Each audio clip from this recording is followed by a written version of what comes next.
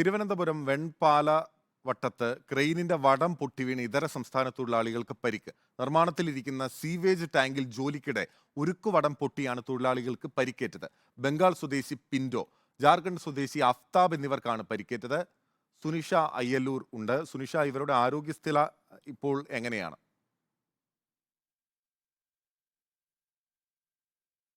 നിലവിൽ ഇവർ medical college ആശുപത്രിയിൽ ഇപ്പോഴും ചികിത്സയിൽ തുടരുകയാണ്. സൂചിപ്പിച്ചതുപോലെ ഇന്ന് 3 മണിയോടെയായിരുന്നു സംഭവം ഉണ്ടായിരുന്നത്. തിരുവനന്തപുരം വെൺപാലവട്ടത്ത് ഈ നിർമ്മാണത്തിലിരിക്കുന്ന സീവേജ് ടാങ്കിന്റെ ജോലിക്കിടെയാണ് ഉരുക്കുവടം പൊട്ടി 2 പേർ താഴെ വീഴുന്നത്.